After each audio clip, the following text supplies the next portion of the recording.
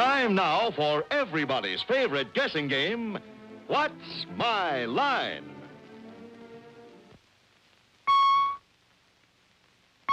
Throughout the world, only one company produces all types of business machines and systems, Remington Rand, who now invite you to play What's My Line?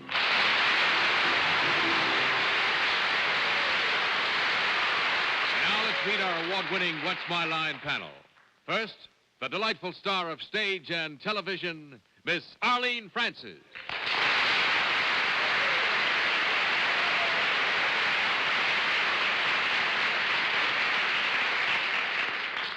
I usually introduce the gentleman on my left, but he isn't here, and we don't know who it is tonight.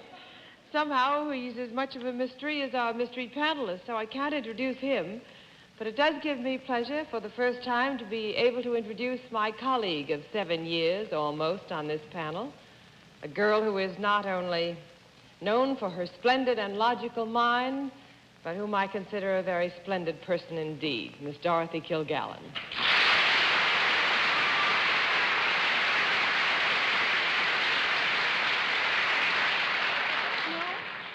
Thank you, Arlene, very much. And I don't know who this is either. Did you peek? Does no name? No clue?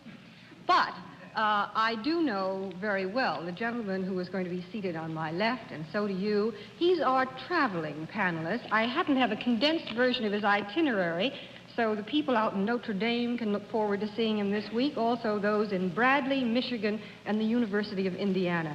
Mr. Bennett, sir.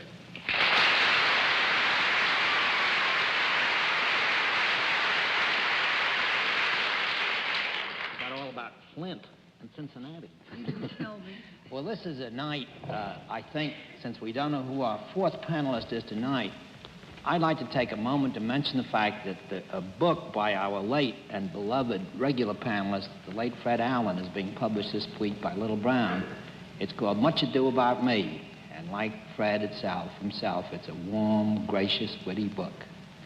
And now, on my left, is our wonderful newscaster who's shown again on election night and who moderates his panel so brilliantly, Mr. John Daly.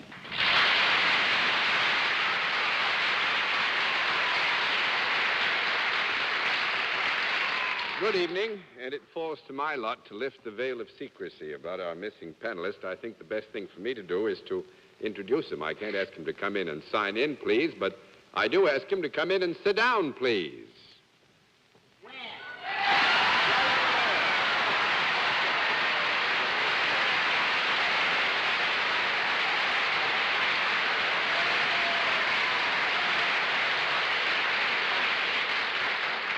Welcome to Jerry Lewis. It's nice to... What is that, quadruple sheeting, huh? Jerry, it's nice to have you with us. Ladies and gentlemen, it's nice to have you with us. And everybody, welcome to What's My Line. We're up to our old tricks tonight. And we trust that with Jerry here, we'll perhaps have a little more fun even than usual. We'll still hope we can stick the panel. We'll also have a famous mystery guest before the panel a little bit later in the show. And we'll meet our first challenger in just 30 seconds. All right, hanging on to our hats, let's see if we can't meet our first contestant. Will you come in and sign in, please?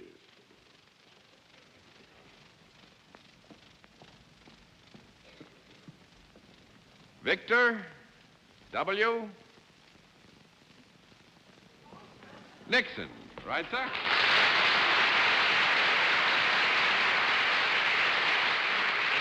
Where are you from?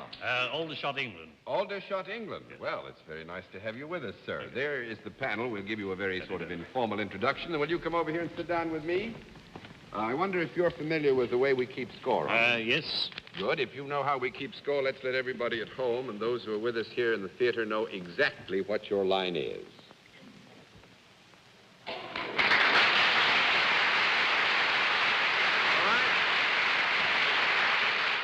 Usual small bit of help we'll give you. Mr. Nixon is self-employed, and I believe in putting the new panel members to work. So why don't you start it off, Jerry Lewis? What? Huh? Well, why? You're self-employed. Yes. Is this a profit-making thing you do? Yes. Yeah. We hope. What is it? I said we hope. Oh, I see. I couldn't guess what he does right off like this, could I? Because I have a feeling he makes chicken fat for fish and chips. You make chicken fat No. for fish and chips? No. That'll cost you dear, Mr. Lewis. Thanks a lot. One down and 9 to go, Miss Kilgallen. Mr. Nixon, do you deal in services? Yes. Could anyone on this panel avail himself of your privileges? Yes. Could all of us? Yes. Would we come to you? Not necessarily, no. Not But, ever? I would say that in the main, in the term of reference with which we deal when Mr. Nixon is functioning, we would say people tend to come to Mr. Nixon. Yes. Do you work in an enclosure? No. Oh, wait a minute. Not always. Small thing. Well, actually, the issue there is it's not always, Dorothy, but Mr. Nixon does work in an enclosure, but he can work outside, too. I see. Do you work in something that would be called by any name other than an office? Yes. Would it be called other than a factory? No. Would it be called other than a factory? Oh, other, I'm sorry. Yes. Yes. Would you work in something that is not always on the ground? Possible, But I think Very highly, improbable. highly unlikely. So unlikely, Dorothy would have to give you a no. 2 down and 8 to go, Mr. Cerf. Mr. Nixon, you know, you have a name that's been bandied about quite a bit in this country in the So I last few hear. weeks. No relation, I take it. none whatever. Mr. Nixon, the services that you perform, would you say they were of a personal nature? No. Well, if any one of the members of this panel could avail themselves of these services... Yeah, I would think that we would have to describe, and there is a relationship which is certainly personal that must apply as between Mr. Nixon and whomsoever he may be working with before he can function well, yes. Well, that gets me nowhere. Mr. Nixon, is there any kind of product involved in the services that you perform? No. That's 3 down and 7 to go, Miss Francis. Mr. Vice President, is there any pleasure or game associated in what you do? Any what? Is it a pleasurable job? No job yes, is I think so. pleasurable. You just- Yours is, isn't it? Yes, I'm tired, though. I think so. Does it afford other people pleasure, what Well, you I hope do? so. I hope so. You hope so? Do you usually deal in your job with several people at one time? Could you? Yes, occasionally. Does gambling have anything at all to do No. with your... No, that's 4 down and 6 to go, Mr. Lewis. You were thinking of the Derby, weren't you? I want you to. I thought that. They I was had getting to it myself for a moment. They have legitimate bookmakers in London. Yes. Wish I we must did, go don't you? sometime. Mr. Nixon, do you do what you do here, too? I could do. I don't at the moment. Oh. Oh, that makes it perfectly clear. You could, if you so choose to do so, you could do it here. I could, but it'd be rather difficult at the moment.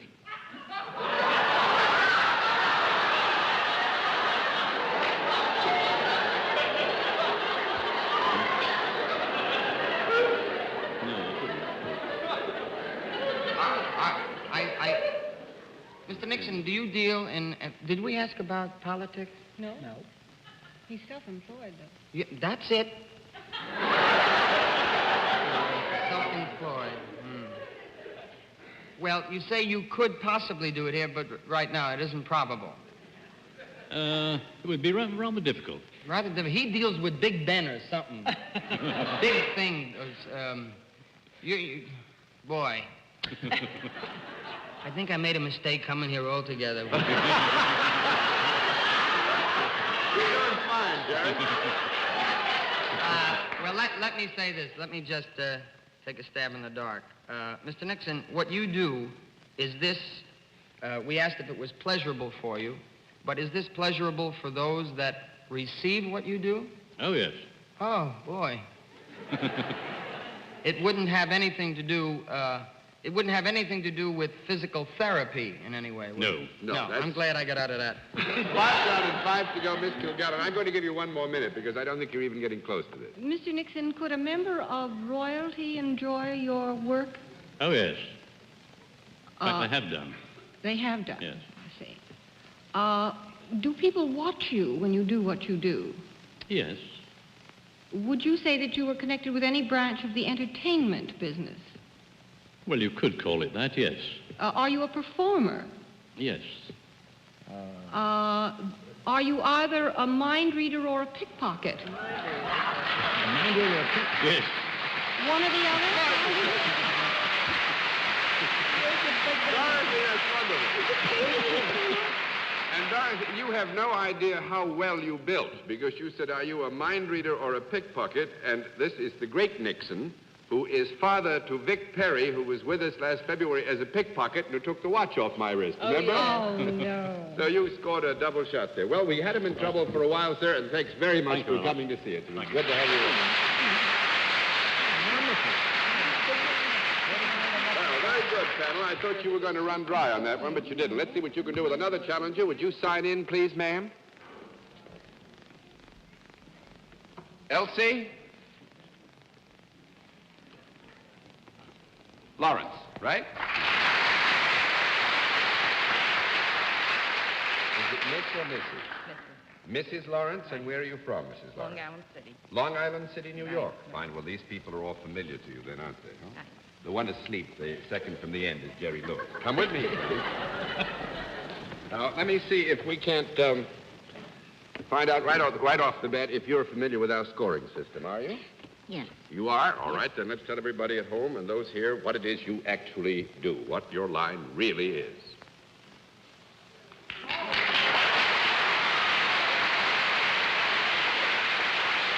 right. Panel, Mrs. Lawrence is salaried. And Dorothy, you performed so brilliantly, I think we'll start you off this time.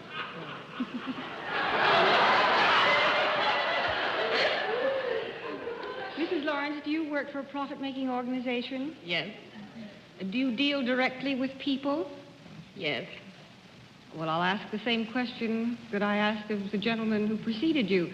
Could anyone on this panel enjoy your services? Yes. Well, now, I think here we're getting out of our basic term of reference. While it is true in a very small way that you could be the end recipient of the service and to that degree enjoy it, I don't think that you would necessarily come in touch with the service in such a personal way, Dorothy, as to describe it that way. Get it. So I just want you to be careful. That just means don't... It doesn't mean no, though. No, I don't think we can give you a no on it, but I don't want you to be misled either. I see. All right. Can both men and women avail themselves of your services? Yes. Both men and women can indeed receive a service as an end result of the work that is done by Mrs. All right. I'll ask the fatal question. Is there a product involved in what you do? Yes. Well, is it a useful product? Oh, yes. Would it be found in the home? Oh, yes. Would it be found in what might be called the average American home? Yes. You think most people have one of these? Well, now, wait a minute. Now, I think there, on the basis of the product with which Mrs. Lawrence specifically deals and the use of the term average, we have to give you a no. That's 1 down and 9 to go, Mr. Sir. Mrs. Lawrence, you're a very healthy, robust lady. I wonder if the product that you deal in can be taken internally. Yes. It can. Yes. Is it nourishing? Oh, yes. Well, now, wait a minute.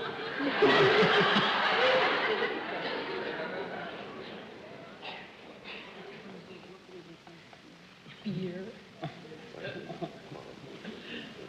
Mrs. Lawrence is in a very generous mood. I would think technically we probably should say no to that one, but Mrs. Lawrence feels that we should give you a yes and no and not be too technical about it. Well, is this thing that is taken internally, is it a solid? You're solid. Yes. It's a solid. It's a solid? Solid. Jackson? Is it attractive to the palate? Does it taste good? Oh, yes. It does taste good? Sure. You're the authority on this, because I must admit I can't tell you whether it tastes good or not. Oh, that's interesting. Mrs. Lawrence says it does. You don't know whether it tastes good or not? Would this be taken for medicinal or health-giving purposes? Yes. And John doesn't know whether it tastes good or not? You know I'd never take anything that was healthy, Bennett. Could this be then called a kind of medicine? Yes. It could. And it's a solid. And it tastes good. Sure. Is it some kind of a tablet or pill? Yes. Has it got vitamins in it? Yes. I know what it is already. What, Jerry? You want me to help you? Sure. She makes diet pills.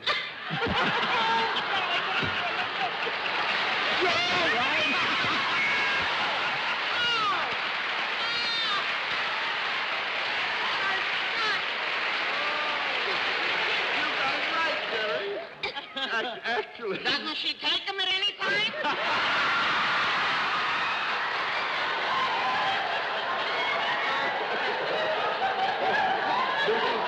Mrs. Lawrence has asked me to advise you, Mr. Lewis, that she has lost 40 pounds.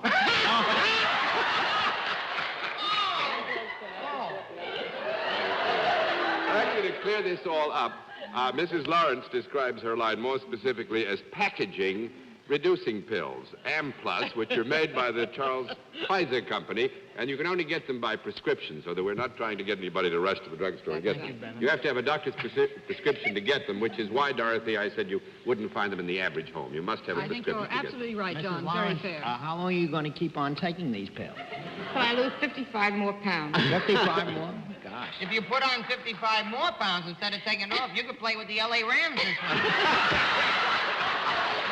Mrs. Lawrence, we're going to flip all the cards. We had a wonderful time with you, and thank you so much for being our guest.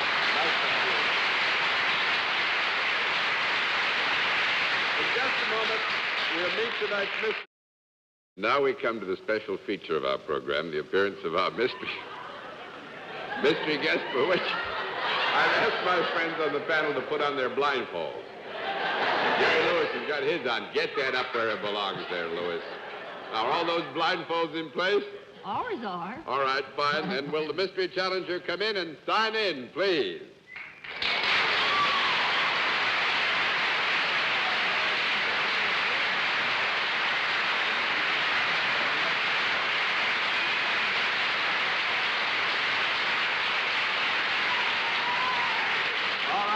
As you know, in the case of our mystery challenger, we go to a different form of questioning. You ask one question at a time in turn, moving clockwise, and we'll begin it with Arlene Francis.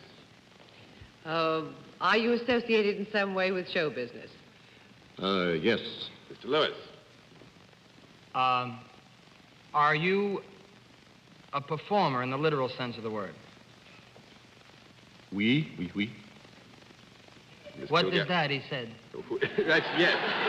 He's Yes? a little That's performer. Oui. Oh.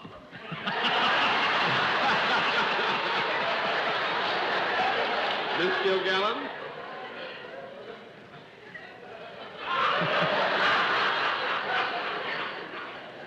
Are you in the motion pictures?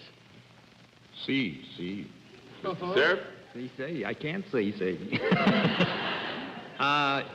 There was a strange, it seemed to me there was more applause after you signed in than when you walked out. So I wonder if it's possible that your chief fame is because of your reputation rather than visually. Is that correct?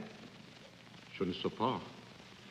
I would don't say get that it probably, Bennett, that our guest is known visually to great numbers of people, but at the same time I would have to admit that he has a towering reputation, which rises even above the identification factor. Thank you. Miss Francis? I'm in Pittsburgh. But the gentleman is a performer, you said, or he said, or we weed. The gentleman does perform, yes. He performs, but he performs mostly behind the scenes, am I led to understand? What was this reading you just gave? See. Yes, I think that in balance, we would have to say that behind the scenes is the principal area of operation. Uh-huh. Mr. Lewis? But you do both, behind the scenes as well as in front of the camera. Is that correct? Am I to believe? Yeah, that's right, yeah. That is true. Do I go again? Yes, you go ahead, because you were merely re-establishing an already recorded fact. Oh, thanks a heap. Well then, let me ask this. Do you work alone? Oh, no. One down and 9 to go, Miss Kilgallen. Are you in any way associated with the production end of motion pictures? Oui, mademoiselle, oui. Mr. Cerf? I think I know that voice from personal acquaintance. Are you beloved by millions and millions of children? It's Gulliver.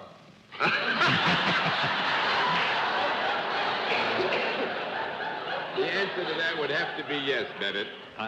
Can I take a stab? What do you Yes, want you to can go take a stab. on? I think it's Walt Disney. You're right.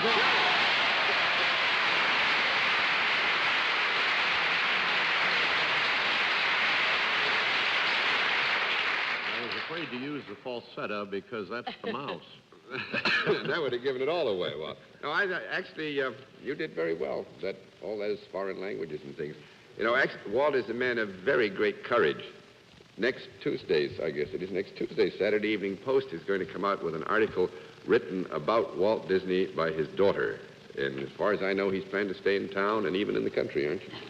Well, I think I should leave town. To tell the truth.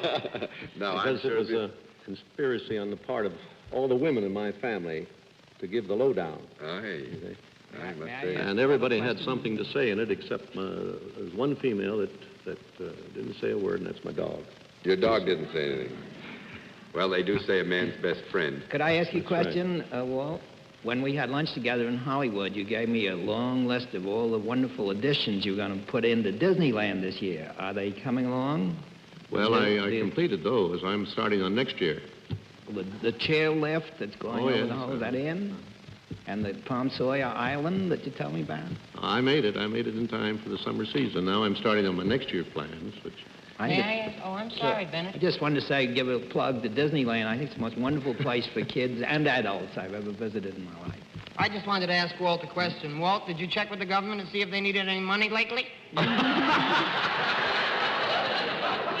know what money he's put into this place. Oh, for heaven's sake. Now, I would like, actually, it's no secret that Walt and I work basically in another network, but I'm more interested in what you think now about television after 2 or 3 years of exposure. Well, it's wonderful. It's wonderful. You get to reach people in a sort of an immediate way. With the pictures, you work for years, and then it's quite a while before you know how what you're working on is going to come out, how it's going to be received. But with television, you know, well, in a very short time. Do you find it's a burden, Walter, over the other working habits? Or Oh, no. you I get think I found it very stimulating. Very stimulating. For the whole staff, everybody, it's been a great stimulus for the whole organization. Fine. That's good, you know, because that makes it sound like Mr. Walt Disney's going to stay in television, which is what I really wanted him to do. Walt, thanks I think very I much. made it. It's glad to have you with us, and nice of you to have been our guest. Will you say hello to Bennett? Miss Anna?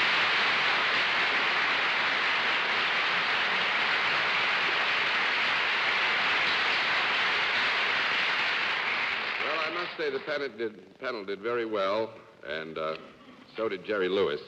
And I'm going to take just a few seconds, if I may, to say that I take very great pleasure in sharing with Jerry participation in muscular dystrophies, doing something about it. I was going to say something about it tonight because I didn't know Jerry was going to be here. It was a surprise to me, too. But I think that my job should be taken over because this is closer to Jerry's heart than anybody that I know. So, Jerry, why don't you say a few words about muscular Well, thank you very much, John. I will be very brief, and I will just say that due to the fact that television is one of the great exposures entertainment-wise and that you reach so many people at one time, I would like to mention that November is the Muscular Dystrophy March. The firefighters all over America will be coming to your homes as well as your neighbors asking for contributions to help wipe out this vicious disease, I should say, to the 135,000 victims, the children who certainly have no right to have this, and we'd like your help and would appreciate your giving all you possibly can. And I thank you, John, very much. And I join Jerry in the hope that you will open your hearts and your pocketbooks. Now, before our panel says goodnight, here is a word from next week's.